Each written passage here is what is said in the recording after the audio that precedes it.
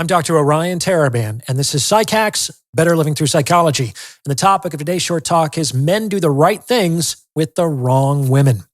This principle applies to both men and women, but it's just too much content to cover in one episode. So I'll be talking about how men do the right things with the wrong women first, and then I'll discuss how women do the right things with the wrong men in a future episode. First, a caveat. In these episodes, I'm going to be assigning numbers to people. Now, I'm not doing this simply as a means of measuring the person's physical attractiveness.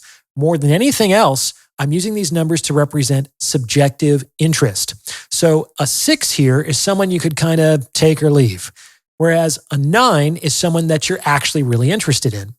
This has a lot to do with perceived physical attractiveness, especially with men, but it's definitely not the whole story, okay? Let's get to it. We'll start with approach. Guys, imagine you're at a bar and you see a 6 on a bar stool and a 9 in the corner surrounded by a bunch of her friends. After a couple of drinks, most men are actually going to end up approaching the 6. Why? Because they're going to incorrectly perceive her to be the safer option. The fact of the matter is that most men are intimidated by attractive women. They think that women also use the metric that men apply to them, which is a failure of intersex understanding. This leads them to think that the 9 is out of their league. So she functionally represents punching outside their weight class. On the other hand, they tend to think that the 6 should be like shooting fish in a barrel, especially if they consider themselves to be like a 7 or an 8. They're more likely to think it's this woman's lucky day or this is a sure thing. The issue is that it certainly isn't a sure thing. This is because while men tend to titrate their standards to kind of match the attractiveness of the particular woman they're dealing with, women kind of don't.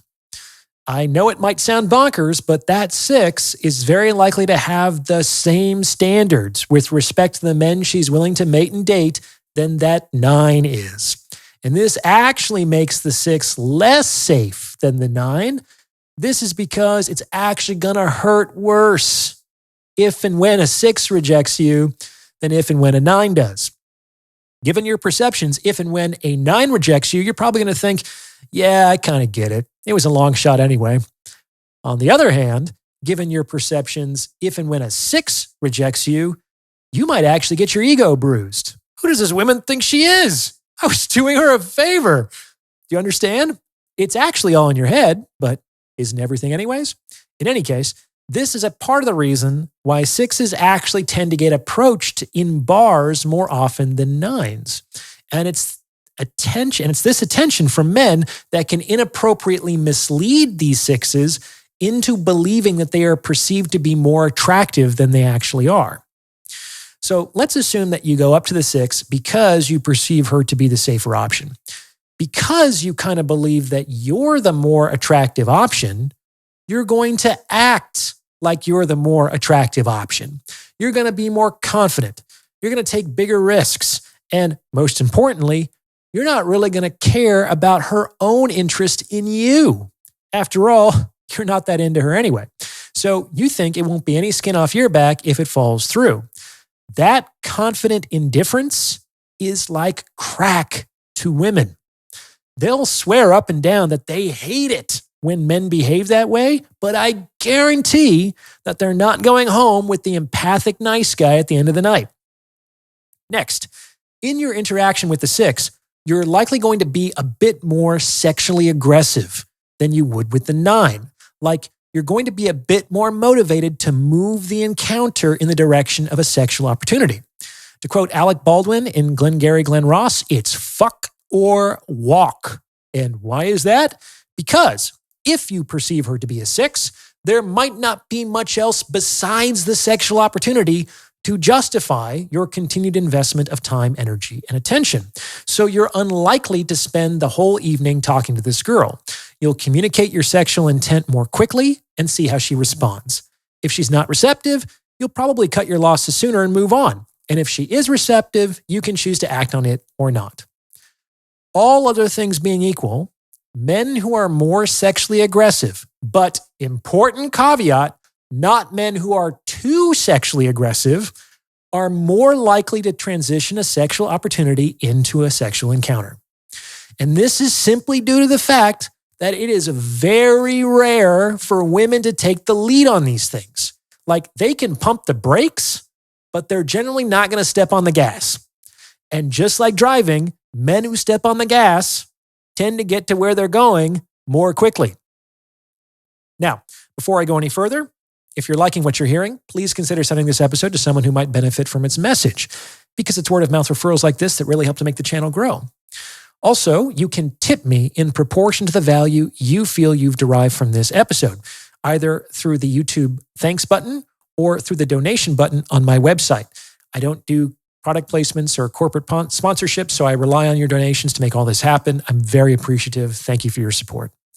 I will also soon be starting a weekly newsletter, so if you want to opt in, you can do so on my website. Okay, let's get back to it. Let's say that you succeed in bringing this 6 back to your place, and you both enjoy a lovely, consensual sexual encounter. Once you're finished, how are you going to behave? Are you going to be telling this girl that she's the best you've ever had? Are you going to start planning the second date while you're still lying there in bed? Once she leaves, are you going to text her the next day? Hey, I want you to know that I had a great time last night, smiley face, winky face. No. Once you're finished, you might be thinking, when is this woman going to leave? And you're probably not going to be texting her anytime soon. After a certain amount of time, this will probably motivate her to reach out to you, because most women don't like the idea of simply being a one-night stand. And you might be cool and indifferent about the prospect of a second meeting. Do this a few more times, and this woman might be blowing up your phone, trying to invite you over for a home-cooked meal. And guys end up thinking, why is it always the ones that I'm not interested in who always seem to want a relationship with me? The answer is simple, my dudes. You did the right things with the wrong woman. I guarantee that all of the things that you did to pull the 6 are just as effective in pulling the 9. Why? Because these two don't belong to different species. They are the same animal. They are woman. And if it works on one, it will work on the other. The problem is that your attraction literally fucks with your perception, and you end up thinking that the two are somehow categorically different. They're not. That's all in your head. But what do guys do when they finally meet a woman that they're really excited about? They throw all of that effective behavior right out the window. They disclose their attraction and positive emotions quickly and clearly. They hesitate in expressing sexual interest and communicating sexual intent. They start planning the second date while they're still on the first. They text the next day. They smile and compliment and buy gifts and pursue. And none of that shit works. None of it. And it wouldn't work for the 6 either, but you wouldn't even think of doing those things with her because you wouldn't believe the effort would be justified by your attraction. My dudes, treat the 9 like the 6. When you invest any given woman with more interest and emotion than she invests in you, then you make her the adored. That turns you into the adorer, the pursuer. And this is a problem because women are kind of like prey animals. When you start to chase them, a lot of them have this instinct deep inside of them to just run away. Even if it's from a really great relationship opportunity, like they don't know that yet. They just feel you chasing, and so they just feel this impulse to run away. And even if it's wrong, this instinct is kind of in the service of their survival. Like it's more adaptive for them to run from a false positive than for them to not run from a false negative. Understand? This is why it's really important not to pursue women.